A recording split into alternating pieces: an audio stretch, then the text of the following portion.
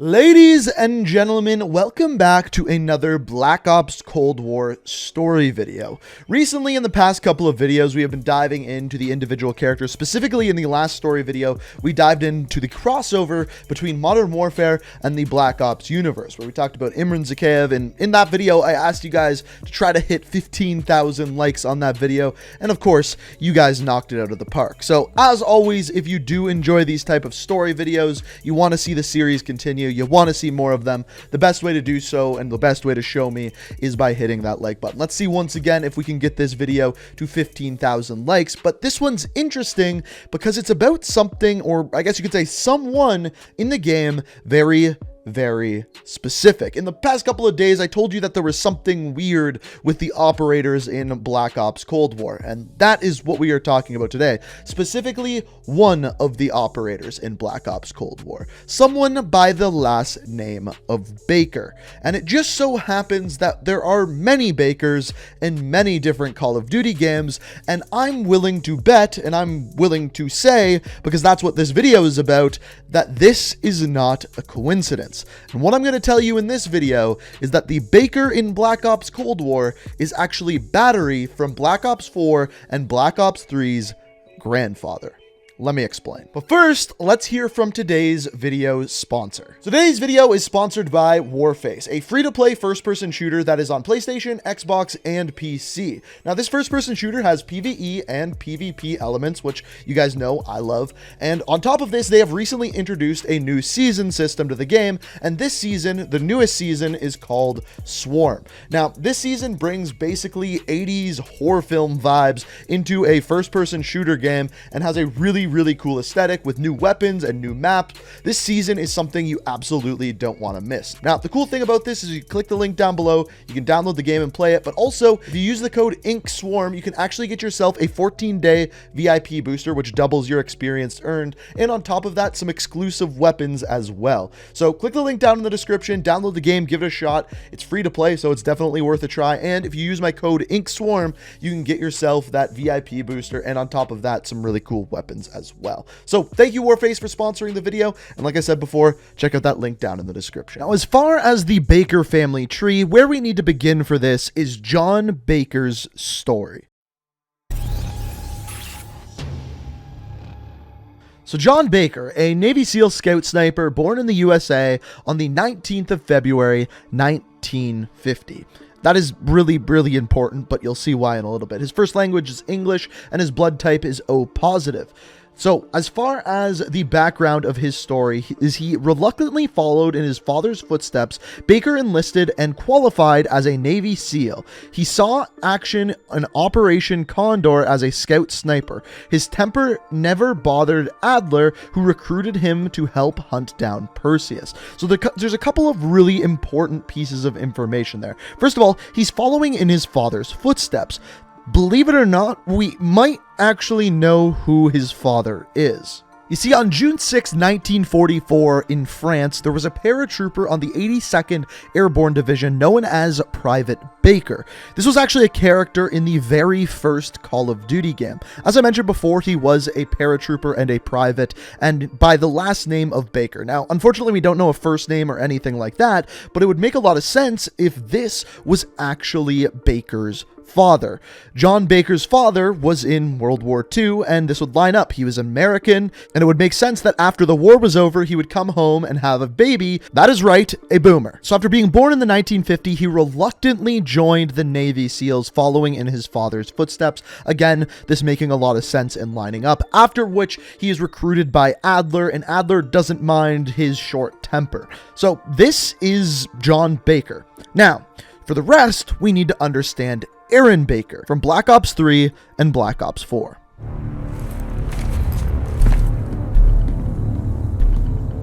She was with Jessica. I need to know how she died. If she goes under, there's no telling when, if ever, she'll come back.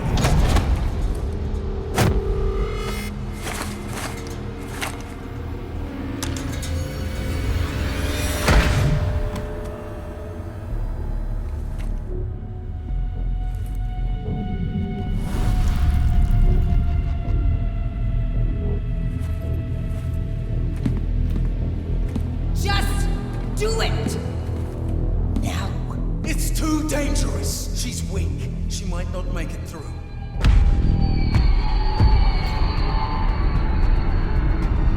If she dies, we'll bring her back. We'll fix her. We fix everything. Even you.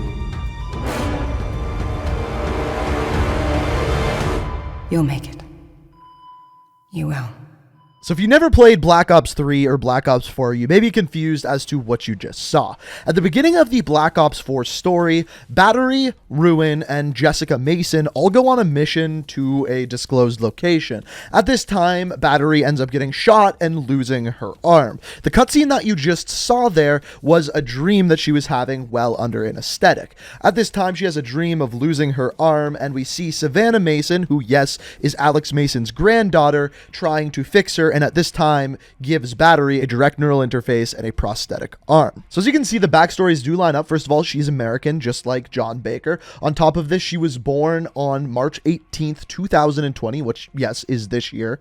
And we're going to dive into how those timelines actually make sense in a little bit. But if we actually dive into Battery's bio, here's what it says. Being the only daughter and youngest child in a group of 5 siblings, Erin Baker always had to fight to get her way. Following in the family tradition of over 100 years of military service, she watched her brothers enter the U.S. Army one by one before finally graduating high school and enrolling herself.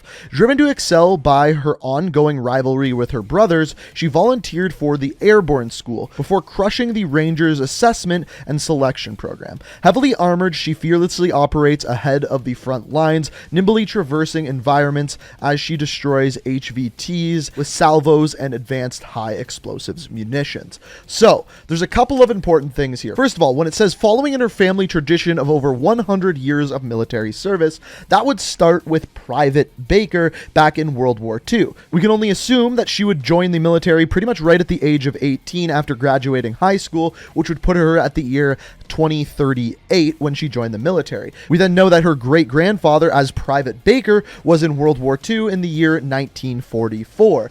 As we discussed about before, that would bring us to right around 100 years of military service, lining up with her bio. So then we can start to build out a family tree. In World War II, we can get the great-grandfather of Private Baker. Then during the Cold War, her grandfather, John Baker, fought alongside Adler to take down Perseus. Now, as we discussed, John Baker was born in the year 1950, and we can only assume that around the age of 30 is when he started to have kids. I looked it up, and the average age for someone to start having kids is actually 29, so that puts that right around the year of 1980. So then as far as Battery's father, what we know here is that first of all, Battery is the youngest of 5 kids, meaning she would probably be born closer to whoever her father's is 40s, which lines up with her being born in the year 2020. If her father started having kids around the year 2010, 2020 puts that as 5 years later, 2 years for every kid. It actually lines up pretty well and the timeline makes sense. Now, I do have to say this, that there is one other Baker, and this is Specialist Baker,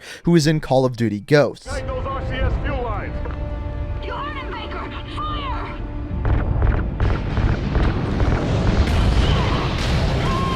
I got you, Baker! Just keep shooting!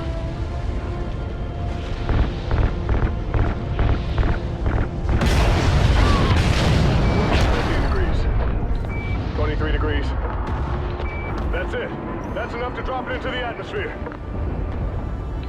Specialist Mosley. Kira. We have LOS with the crew of Odin Control. Repeat, loss of signal with Odin Control.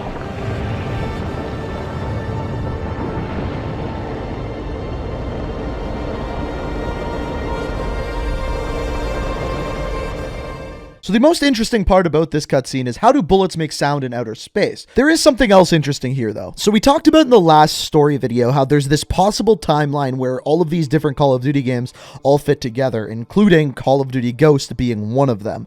Now, the problem with this being Baker's father is, one, this took place in the year 2017 and seemingly both of the characters in outer space died. Now, they don't show them dying, but it's pretty clear that they died, right? That being said, said, though, there is a rule in Call of Duty games where if you don't see someone die, they're probably not dead. So it's hard to say, but I'm leaning towards they're pretty damn dead. So the problem with Baker dying here is that, first of all, Erin Baker was born in 2020, 3 years after this, so that doesn't make any sense. And also, with her specialist bio, we also find out in Black Ops 3 that her father is still alive. When I heard my mom's voice on the phone, I immediately knew something was wrong.